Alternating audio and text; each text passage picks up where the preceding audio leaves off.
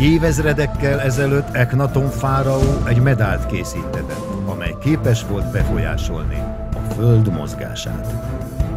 Az emberiség nem tudja, hogy létezik egy másik világ, egy ismeretlen birodalom, amelynek királynője magának akarja a legnagyobb hatalmat. A 21. század elején a szindikátus feladata lett, hogy megóvja a medált, ám hibáztak, és a féltve őrzött kincs rossz kezekbe került.